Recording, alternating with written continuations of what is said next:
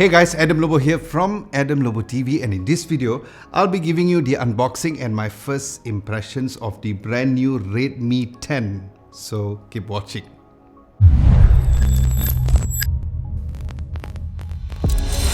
Starting from the unboxing, the Redmi 10's box comes in white with the Mi logo on the top right, the visuals of the phone in the middle, and Redmi 10 down below. Then you find the color variant, RAM and storage specs at the side below the box. Opening the box cover, there will be a smaller white box where you will find the SIM ejector pin on the outside, the user guide, and the soft clear phone case. Then you'll find the phone itself. Underneath there's a USB-A to USB-C cable and the 22.5 watt fast charging brick. Now looking at the build quality of the phone right out of the box, the phone immediately reminded me of the Poco F3, where this pebble white color looked identical to the Poco F3's Arctic white finish, which I absolutely loved, and it also comes in carbon grey and sea blue as well. The camera arrays are towards the top left, where the design was very reminiscent of the Poco X3 GT, of the squared kind of camera bump, with a medium size so it will wobble just a bit when you place it on a surface when it's pressed towards the middle of the screen. Now the sides are also really nice with a matte silver finish, which I prefer than a typical glossy finish, so that was another huge plus as well. Then looking at the ports and buttons, other than the USB-C down below, you'll find one of the two dual speaker grills over there. On the right, there's the volume rockers and the side power button, which also acts as the fingerprint sensor. Now this side fingerprint sensor button is not too deep like the Xiaomi Mi 10T Pro in terms of the concave style, and it's not too outside like what you see in the Poco F3, but overall it did feel very nice in the hands. But when it comes to unlocking the device, it seems to be just a tad bit slower than usual. So hopefully there is a software update that could help with that.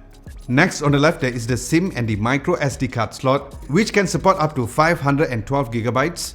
And then on top there is the headphones jack, the second speaker grill, and keeping it consistent, there is the IR blaster as well.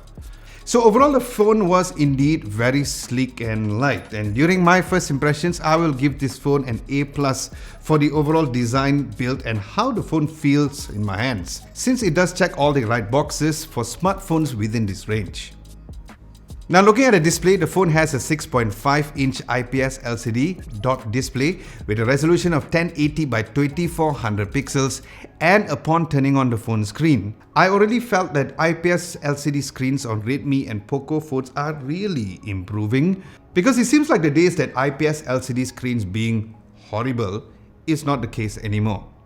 Now the display refresh rate can be adjusted up to 90Hz, and what's extra neat is that it has the adaptive sync display where it will adjust according to your usage between 45, 60 and 90Hz, which in return will give you a better battery life as well.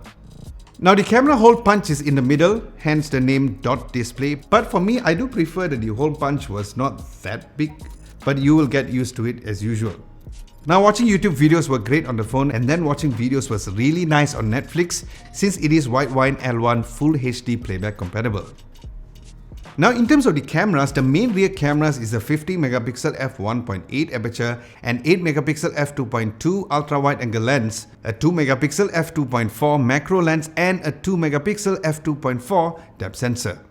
Then as for the front camera, it comes with an 8MP f2.0 camera.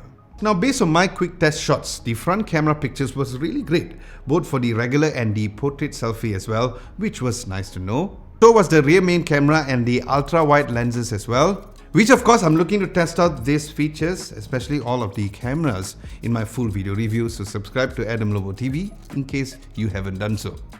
Now as for video, the rear camera maxes out at 1080p up to 30 frames per second, and so was the front camera as well. While both video qualities for the front and the rear was great, but the image stabilization seems to be not the best rate.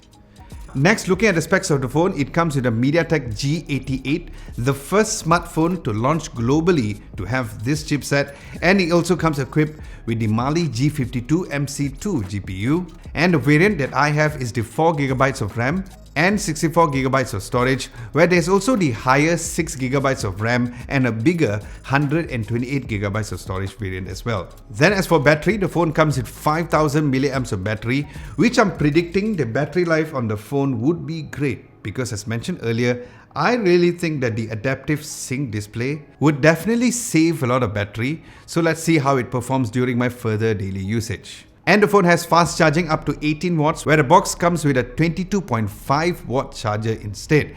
And what's cool is there's also a 9 watts reverse wired charging, which was quite interesting indeed.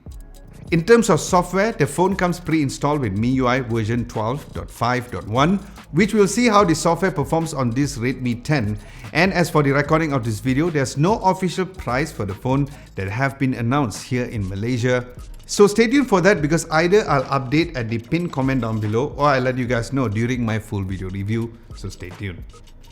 So guys, with this, do let me know what specifically you would like to know about the Redmi 10 down at the comment section below, and either I'll reply to your comments directly down there, or I might be answering them directly when I do a full video review of the phone. Aside from that, thank you so much for watching. Hope you guys enjoyed this quick first impressions and the unboxing of the Redmi 10. My name is Adam Lobo, and I will catch you guys in my next video.